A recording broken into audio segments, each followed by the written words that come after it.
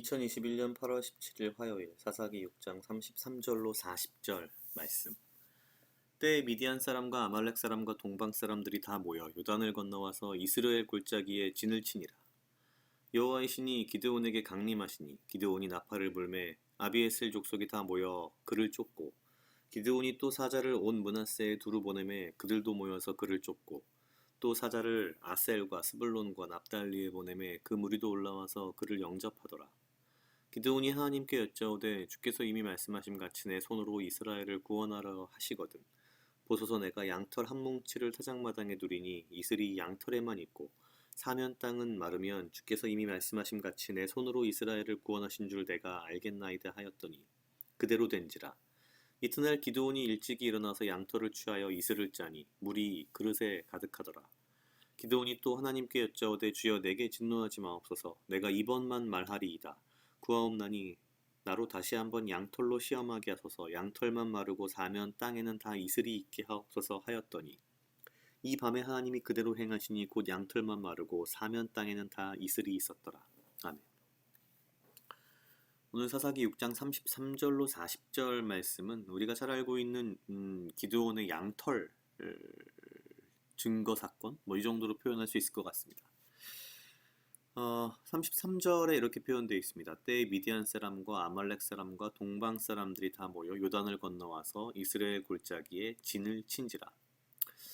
찾아보니 기본적으로 미디안 사람들은 요단강 동편 남쪽 지역에 사는 사람들인데 이 사람들이 요단강을 건너서 서편으로 들어와서 이렇게 마음대로 진을 칠 정도라면 사실 이미 이스라엘의 어떤 그 힘은 굉장히 약화되어 있는 상태라고 볼 수 있을 것 같습니다. 34절에 바로 이제 등장합니다. 여호와의 신이 기드온에게 강림하시니.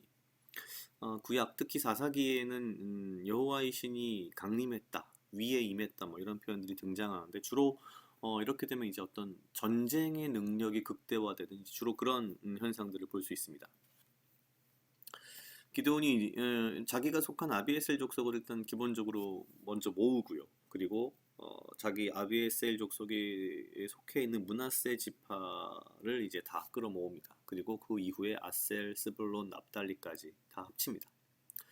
이제 싸우러 나가면 되는데 기드온이 또 차일피일 이제 미루기 시작합니다.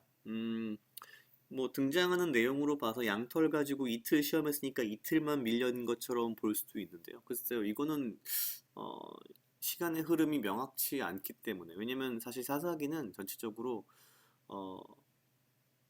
이 하나님께서 말씀하시는 사사기의 화자가 강력하게 이 강조하고 싶은 그 순간과 장면은 굉장히 슬로우 비디오처럼 천천히 지나가는 그런 서사로 되어 있고 필요치 않은 부분은 굉장히 빠르게 지나갑니다. 그냥 예를 들면은 40년이 지났다, 7년이 지났다 이런 식으로. 어쨌거나 이 양털 사건의 핵심은 첫 번째는 기드온이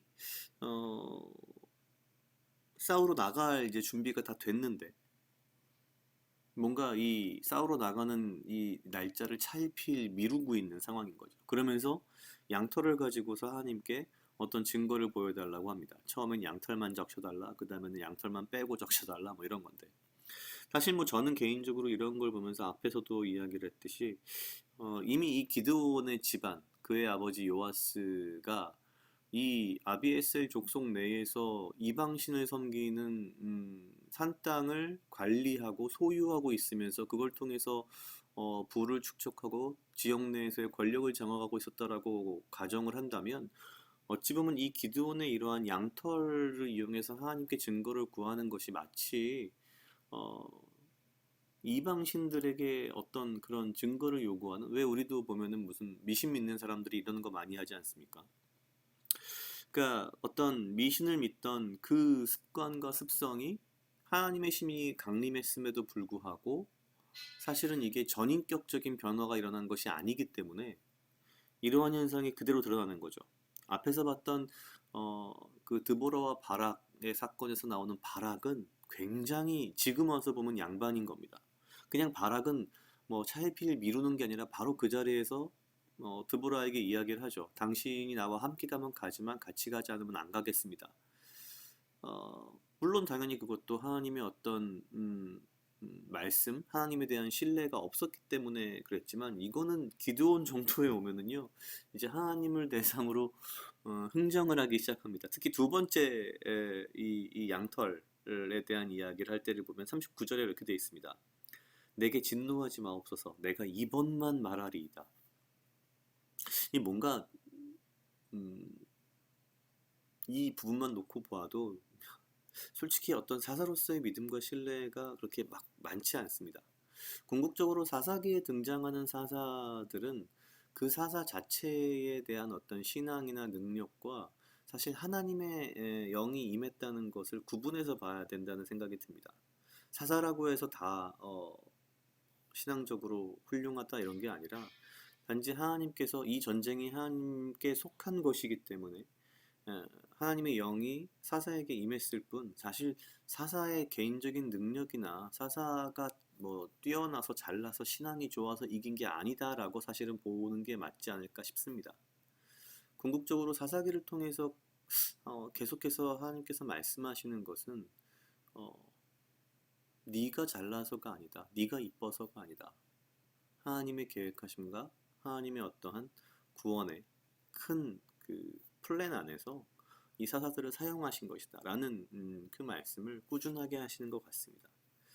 역시 오늘 말씀을 보면서도 이게 사람이 어떤 미신이랄까요? 이런 하나님 이외의 신을 숭배하는 예배하는 그런 습관들이 남아있는 것이 얼마나 무서운 것인지, 그리고 그것이 얼마나 하나님의 말씀을 신뢰하고 나아가는 데 있어서 큰 방해가 되는 것인지 다시 한번 좀 확인할 수 있는 그런 부분이 아닌가라는 생각이 들었습니다. 각자 약 2분 정도 묵상하시겠습니다.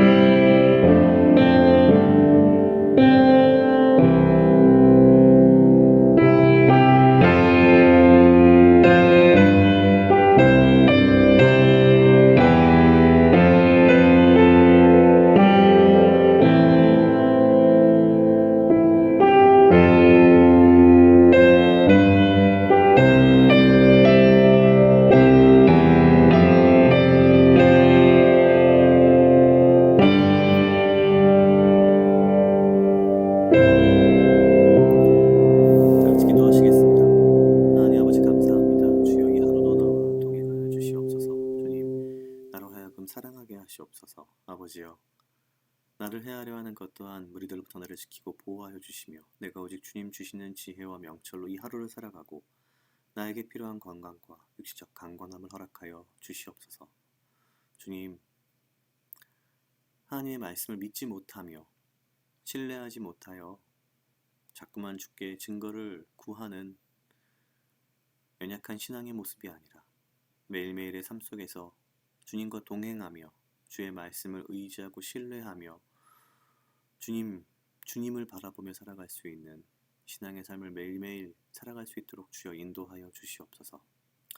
감사합니다. 이 모든 말씀 예수님 이름으로 기도드렸습니다. 아멘.